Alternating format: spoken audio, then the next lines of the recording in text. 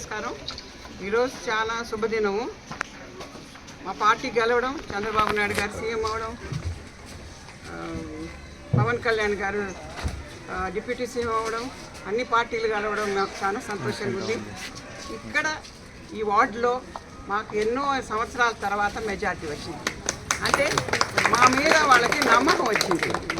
ఒక కాంగ్రెస్లోనే నమ్ముకొని ఉన్నారు వీళ్ళు. కాంగ్రెస్ వల్ల వాళ్ళకి ఏం నష్టం జరిగిందనేది వాళ్ళు రియలైజ్ అయ్యారు. అంటే ఎక్కువగా యూత్, పాతకాలం వాళ్ళు అట్లే ఉన్నారు. ఇంకా కొంచెం ఈ కాలం వాళ్ళందరూ కూడా బాగా మార్పు వచ్చింది.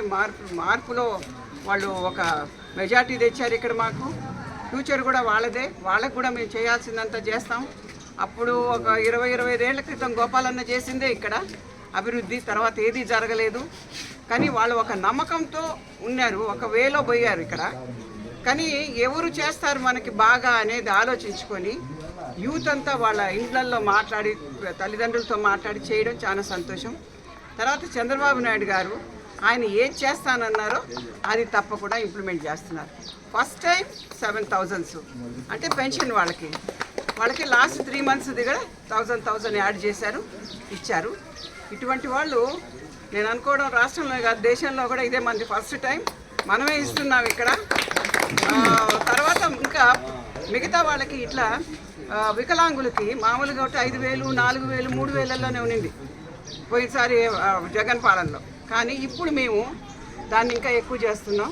మరి బెడ్ రిడన్ అయిపోయిన వాళ్ళకి 15,000 ఇస్తున్నారు బాబు గారు.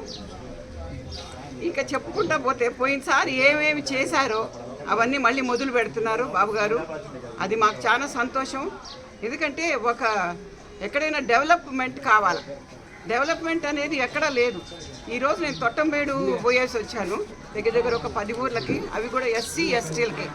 వాళ్ళ దగ్గరికి వెళ్తే ప్రతి ఒక్కరూ, ఇంకా నేను చెప్పలేను అంతా, ఈ 5 ఏళ్లలో మనం 20 ఏళ్ళు వెనక్కి పోయినట్టు వెళ్ళిపోయాం. దాన్ని మళ్ళీ సరి చేయాలంటే మనకు కొంచెం టైం పడుతుంది. అది సుధీర్, నా కొడుకు సుధీర్ బాగా చూసి వచ్చాడు కాబట్టి గ్రౌండ్ లెవెల్లో చూశాడు కాబట్టి తప్పకుండా బాబు బాగా చేస్తాడని నమ్మకం మాకుంది, ప్రజలకుంది, ఇప్పుడున్న యూత్కు ఉంది.